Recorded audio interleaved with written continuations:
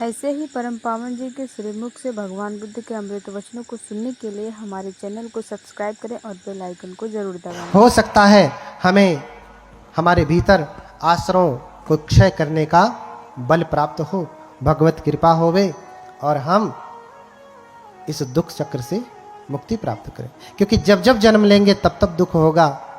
कभी अमीर होंगे, कभी गरीब होंगे, कभी छोटे होंगे, कभी बड़े होंगे। हाँ, दुख तो होना तय है। इसलिए इस चक्र से मुक्ति मिले आपको। इसलिए हम बुद्ध के पास जाते हैं तो क्या मांगते हैं? कभी आपने देखा बुद्ध के पास कोई मनौती मांगता है? भारत में, विदेश की बात नहीं कर रहा। क्यों? क्योंकि बुद्ध के पास जा रहे हैं तो क्या मांगे? राजा के पास जाएंगे तो आप क्या मांगेंगे? क्या मांगेंगे? हमको खाने के लिए भोजन नहीं है, जरा भोजन दे दीजिए।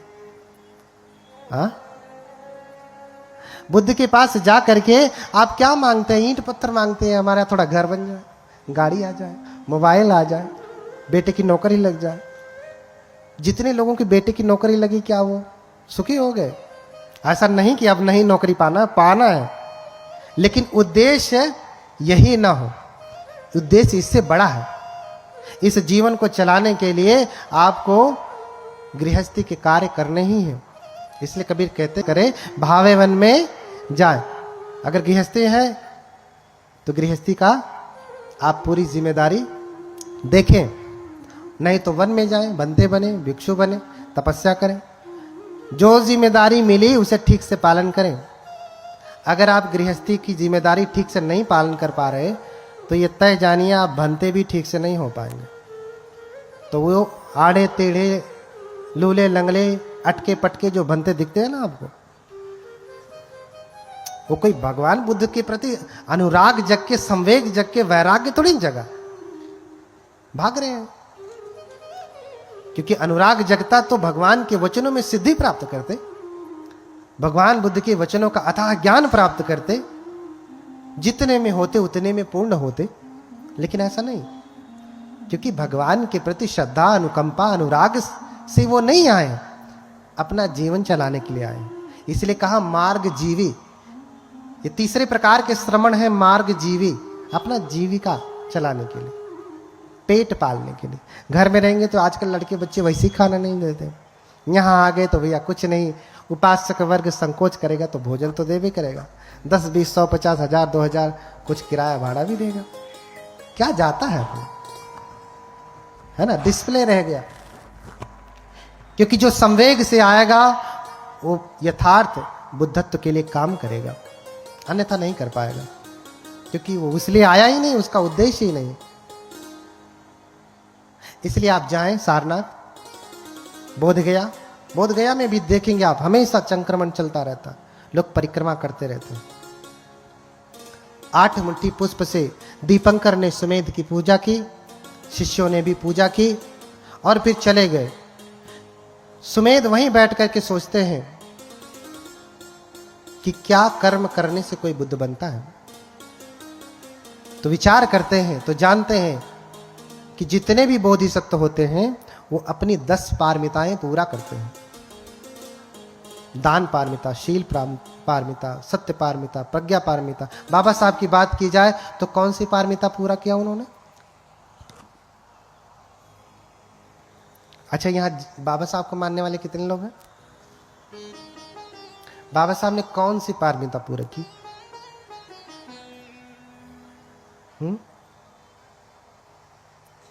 कौन सी पारमिता पूरी की?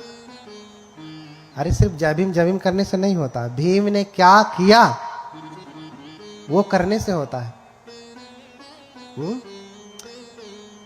बाबा साहब ने प्रज्ञा पारमिता पुष्ट की। कौन सी पारमिता? उसके साथ साथ जो है बाबा साहब ने बाकी सभी पारमिताओं का भी अभ्यास किया, लेकिन पुष्ट किया, पूरा किया कौन सी? प्रज्ञा पारमिता, विद्वता, प्रज्ञा। बाबा साहब की जैसा कोई धरती पे, इस भारत भूमि पे विद्वान हुआ क्या? विश्व के 6ठे विद्वान कहा जाता है, कौन जाने बाबा साहब पहले ही हो। हाँ, अब हमारे पास इतना सामर्थ्य नहीं कि चले खोजें, गिने और अवलोकन करें, हमारी बुद्धि ही नहीं भैया, हम तो जान ही नहीं पाएंगे कि बाबा साहब तो अथाह सागर है। उनके ज्ञान का अनुमान हम पहले लगाएंगे, इतना इनका ज्ञान है, अच्छा इनका इतना है तो इनका कितना है, हम तो पहले इतना ही नहीं जान पाएंगे, तो हम कैसे कंपैरिजन करेंगे, कर ही नहीं पाएंगे। तो कौन जाने, विश्व के पहले ही हैं, भारत के तो प्रथम है ही। क्यों? क्योंकि उन्होंने प्रज्ञा पारमिता को पुष्ट किया। उनके जैसा ज्ञानी आज तक इस धरती पे कोई नहीं हुआ जिसने मानव कल्याण के लिए काम किया। उनका ये ज्ञान हर जीव के लिए, हर धर्म के लोगों के लिए। बाबा साहब का बनाया हुआ संविधान क्या बौद्ध धर्म को प्रमोट करता है? नहीं। क्या मुस्लिम धर्म को? नहीं। क्या हिंदू धर्म को? नहीं। ईसाई, जैन, पारसी की? नहीं। सभी धर्मों को समान अधिकार देता है, कोई भेद नहीं देता। लेकिन बाबा साहब को मानने वाले उन्हीं का नाम लेकर के पानी पी पी करके गाली देते। कुछ लोग तो लाल पानी पी पी करके भी गाली देते हैं। जब जयंती आएगी तो क्या कहेंगे? लाल पानी पिए रहेंगे। लाल पानी समझ रहे हैं ना? माताएं नहीं समझ रही, वो देखी भी नहीं, क्योंकि पानी तो बाहर से पी के आते। अब लाल रहता कि हरा रहता, क्या मान? बोलिए भगवान बुद्ध की। हाँ, क्या कहते हैं?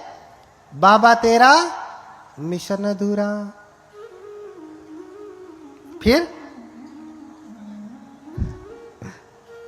क्या करेंगे? दूसरा वाला क्या है? बाबा तेरा मिशन अधूरा। दूसरा हम सब मिलकर करेंगे पूरा, यही ना? कि दूसरा कुछ है?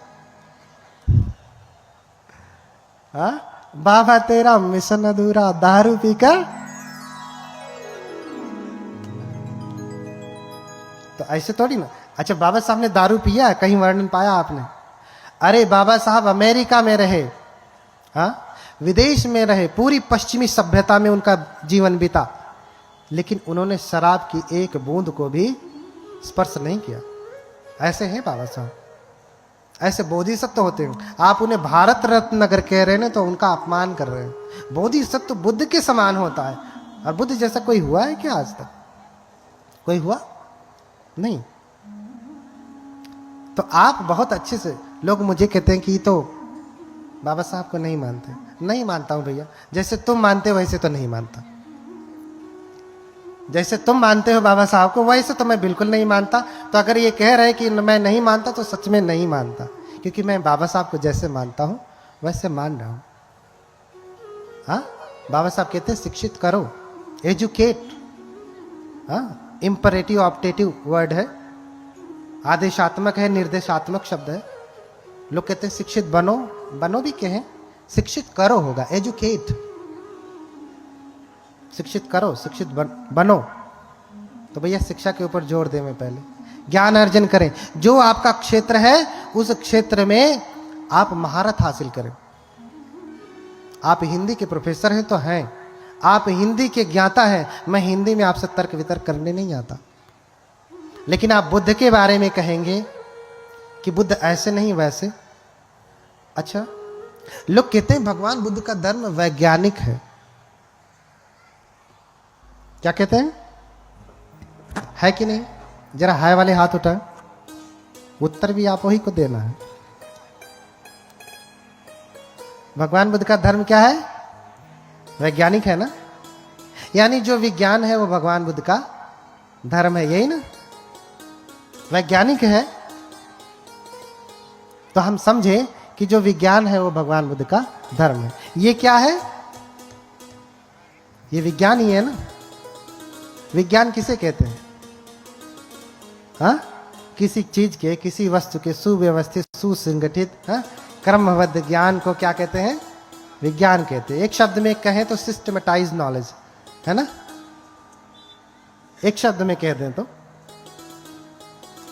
अच्छा, एक फोन आप छोटा सा चलाते हैं ना, वो भी क्या है?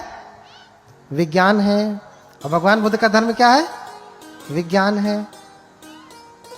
मेरी बातें ध्यान से सुनिएगा। आपके लिए उतना दूर से आया हूं, समुंदर पार करके। हाँ, उपासिका जी ने कहा नहीं भंते जी, आना ही है, आना ही है। आप लोगों को धन्य समझना चाहिए कि लाखों संकटों के साथ उपासिका उषा भारती